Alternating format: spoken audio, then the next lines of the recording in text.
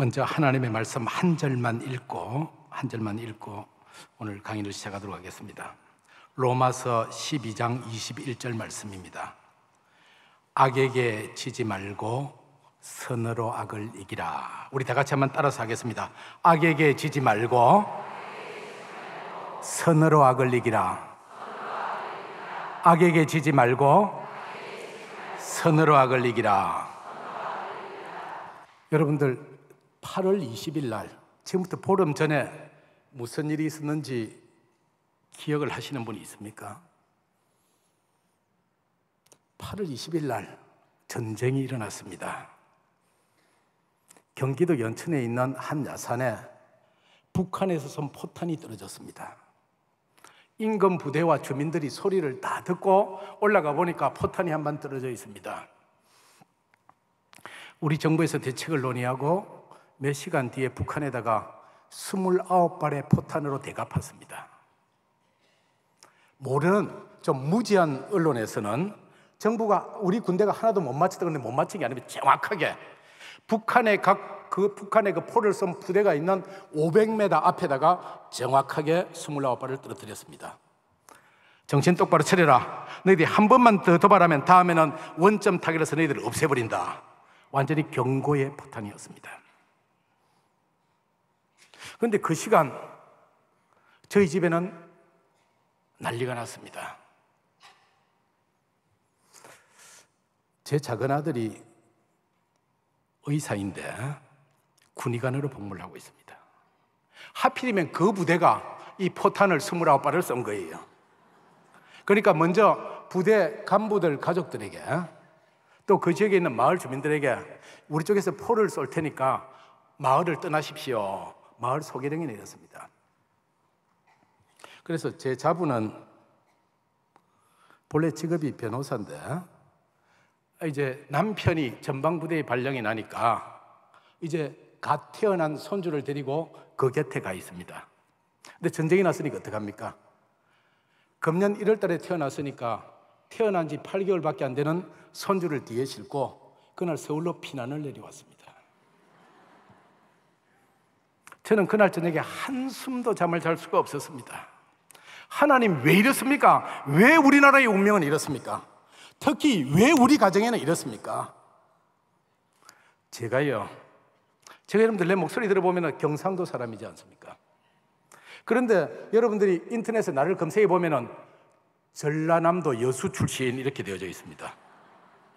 나는 경상도에서 20년을 살았고 전라도에서 10달을 살고 서울에서 40년을 살았는데 거기 보면은 전남 여수 출신 되어 있습니다. 왜냐고요? 저희 아버지와 저희 어머니는 전부 다 경상도 사람인데 아버지가 대학 3학년 때 아버지가 당시 서울대학교 공과대학을 다니고 있었습니다. 그때 서울공대가 어르신들 아시겠지만 태릉에 있었거든요. 6.25 전쟁이 난 겁니다. 그래서 전쟁 난 지 3일 만에 소식을 듣고서 피난 가려고 내려오니까 이미 한강다리가 끊어졌습니다. 그래서 아버지가 한강다리를 헤엄쳐서 건넜습니다. 그리고 수원에서 국군 의용군으로 자원 입대를 하셨습니다. 전쟁에 참전을 했습니다. 겉은 멀쩡한데 속에 내상을 크게 입으신 거예요. 그래서 아버지가 전남 여수에 있는 국군병원에 후송을 가셨거든요. 어머니는 부산사범학교를 졸업하고 부산에서 교편을 잡고 계셨는데 남편이 후송이 되어져 오니까 만삭의 몸으로 저를 뱃속에 넣고서 여수에 가서 머물면서 그래서 내가 그곳에 태어난 거예요. 태어나서 내가 6개월을 여수에서 살은 겁니다. 그리고 나중에 내가 대학을 졸업하고 보병학교에 훈련받으러 광주에 넉 달 있었으니까 제가 호남에서 10개월을 자란 거죠. 제 아버지가 평생을 건강이 좋지 않으셨습니다. 국가유공자지만 국가로부터 돈 한 푼 받지 않았습니다. 외상은 드러나는데 내상은 드러나질 않으니까 아버지가 어렸을 때 저보고 얘기를 합니다. 다부동 전투가 어떻고 용문산 전투가 어떻고 해산진 전투가 어떻고 아버지가 수도사단에 계셨거든요. 명호부대. 아버지가 얘기해 주시는 그 6.25 전쟁의 얘기를 들으면서 제 머릿속에 역사의식이 싹 텄습니다. 어떤 역사가는 인류의 역사는 전쟁의 역사라고 그러는데 제가 역사학자가 된 것 같습니다.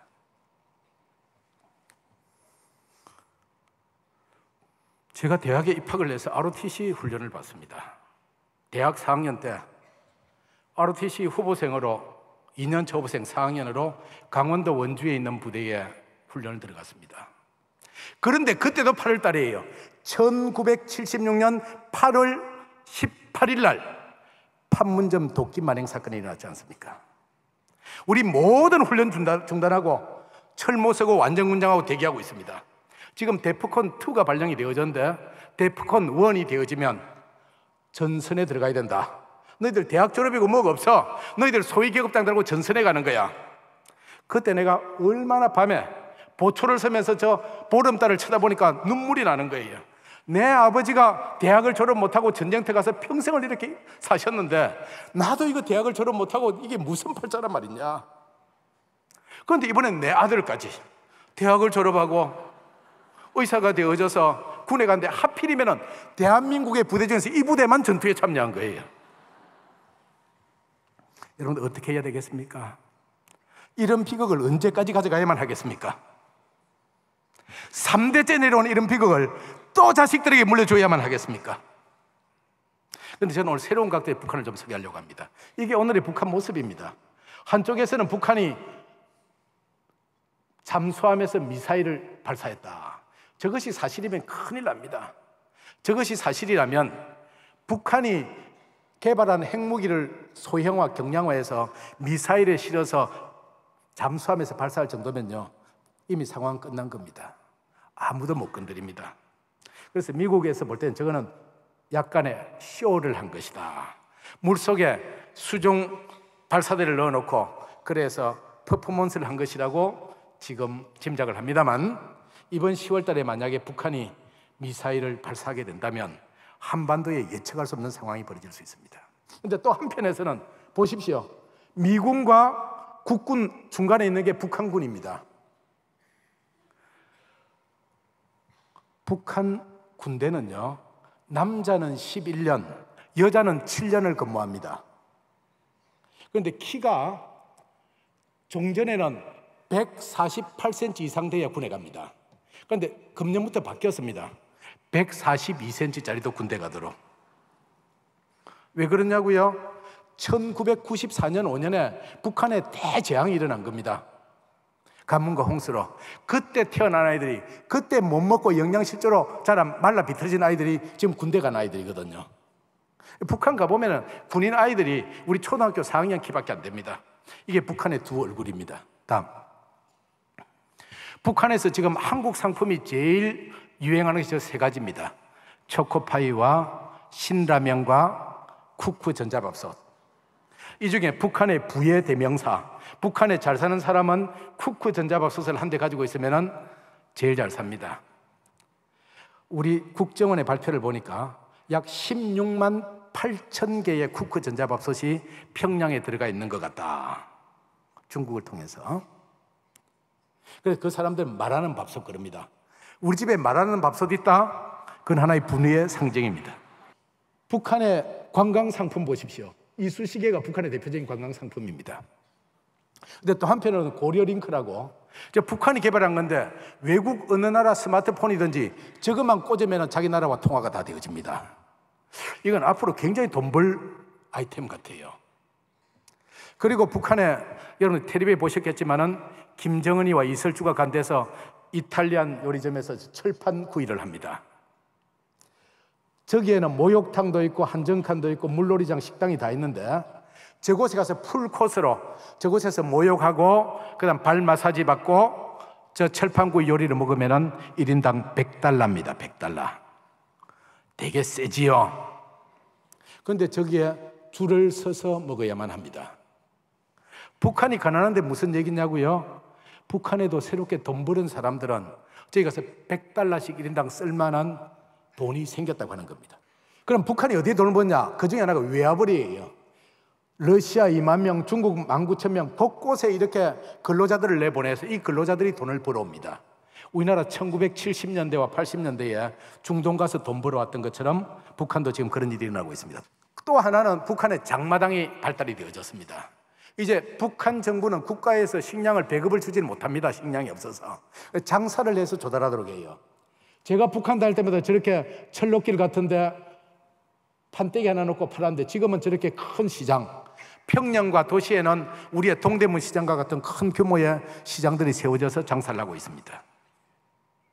그런데 놀라운 사실은요, 지난 주일날 KBS 스페셜 보셨는지 모르겠는데 우리 탈북자들이, 한국에 들어와 있는 탈북자들 28,000명이 북한에 있는 가족들이 돈을 송금을 하는 거예요. 얼마쯤 되겠습니까? 1년에 약 100억 정도 송금하는 걸로 알았어요. 100억. 왜? 탈북자 28,000명 중에서 5,000명 정도가 1년에 200만 원을 자기 가족들에게 보내는 거예요. 그 돈을 받은 가족들이 그 돈을 가지고 장마당이나 장사를 하는 거예요. 그래서 북한에서 돈주가 되어져 있으면 돈주. 평양에도 저렇게 멋있는 아파트가 생겼습니다. 46층짜리 호 아파트. 그런데 그 밑에 말이 재미있지 않습니까? 공짜로 줘도 안 산다. 적어도 21층 이상에는 입주해 있는 사람이 없다고 그래요. 왜 그럴까요? 우리는 강변에 아파트가 높으면 볼수록 좋은데 이유는 다음 장 보십시오. 이 친구가 평양에 되어 있는 스웨덴 대사관의 2등 서기관이에요. 이 친구가 평양에 1년 동안 사는데 전력난이 얼마나 심각한지 전기 주전자로 물 끓이는데 1시간이 걸린답니다. 그러니까 저 고층 43층짜리 아파트에 엘리베이터가 운행이 안 되어지니까 43층엔 살아라 그래도 아무도 안 사는 거예요. 보십시오. 달걀만 엄청나게 먹어. 냉장고가 있는데 종일 전기가 들어왔다 나갔다 하니까 고기가 부패하거든요. 그래서 선배 외교관들이 얘기해 주는 거예요. 이곳의 방법은 싱싱한 계란 사다가 삶아 놓고 그거 먹는 게 제일 오래 가는 거야. 그래서 1년 동안 달걀만 엄청나게 먹었는데 이젠 더 이상 못 있겠다. 나오면서 국영TV와 인터뷰를 했습니다. 저 보십시오.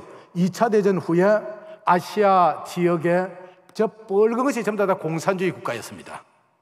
그런데 지금은 다 색깔이 변하고 딱 한 나라, 저 조그만 북한 하나만 지금 공산주의 국가라면 그 나머지는 다 변화되어진 겁니다.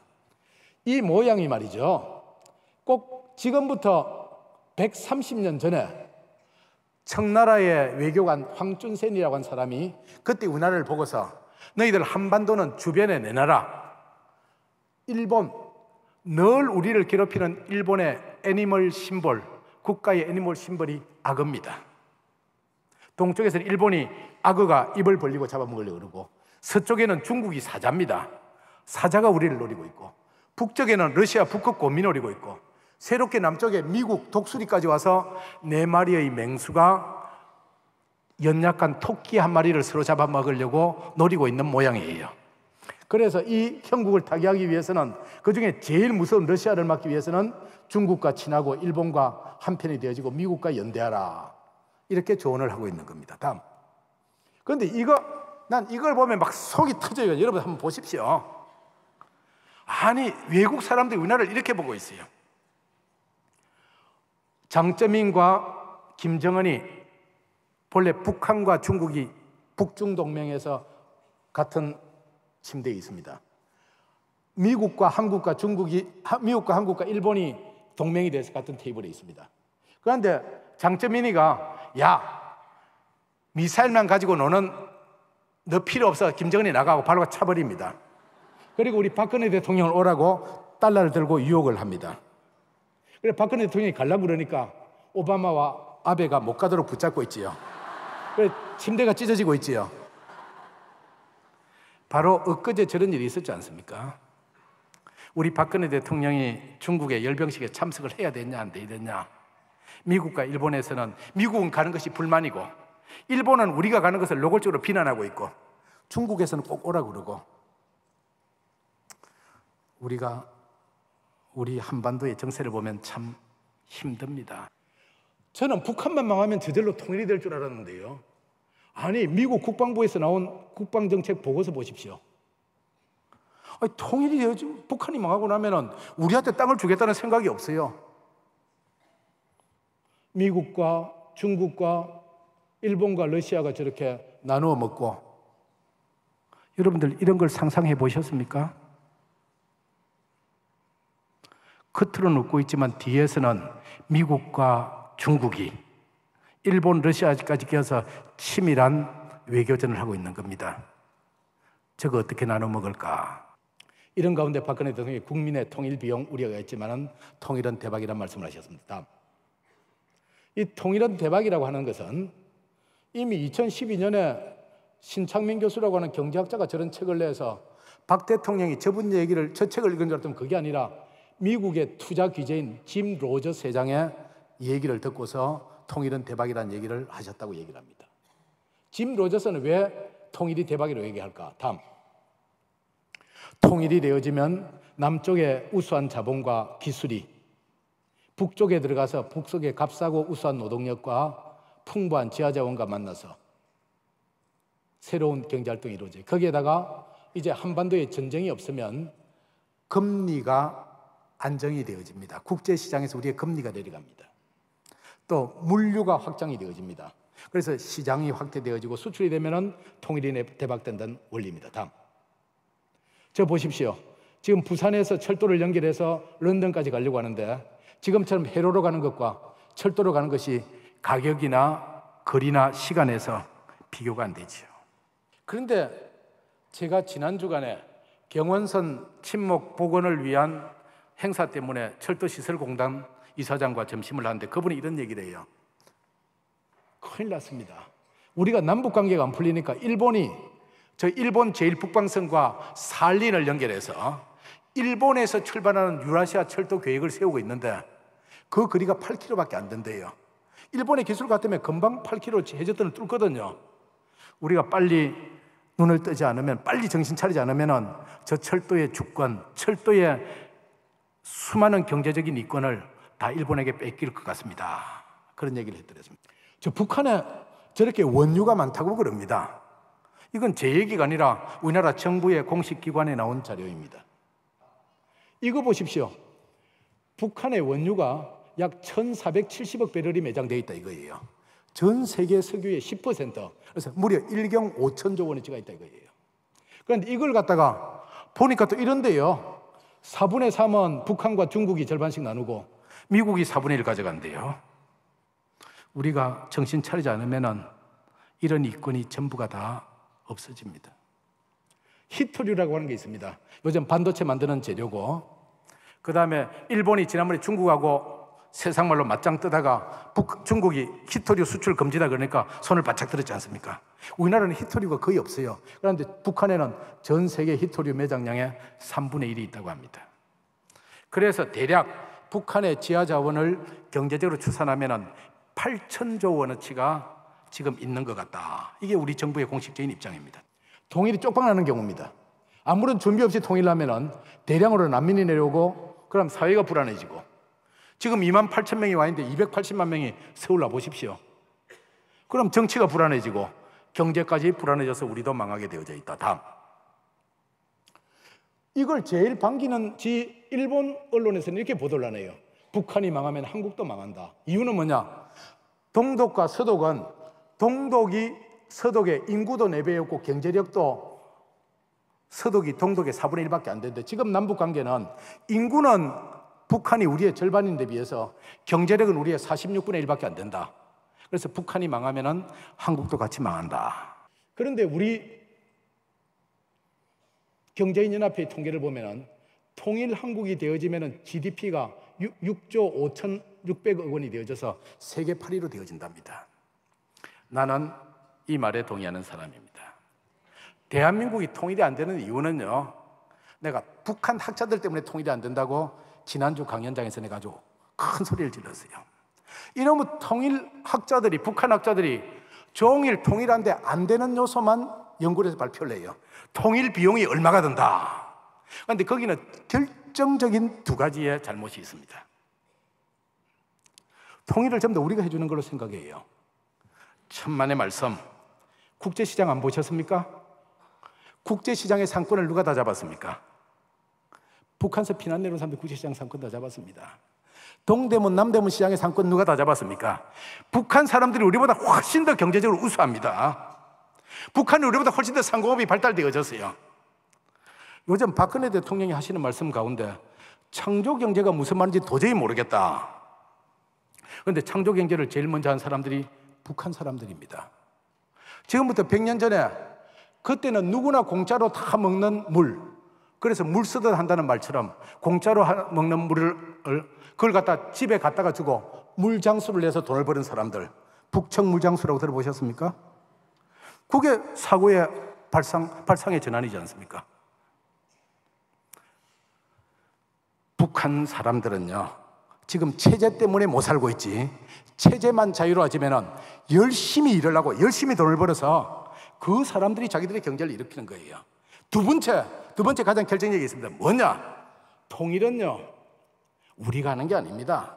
하나님께서 해주시는 거예요. 하나님께서 해주시기만 하면은 모든 문제는 해결되어지는 거예요. 그래서 오늘 이 자리에 여러분들이 모여서 기도하는 것, 이것이 통일을 향한 첫 번째 지름길이 되는 겁니다.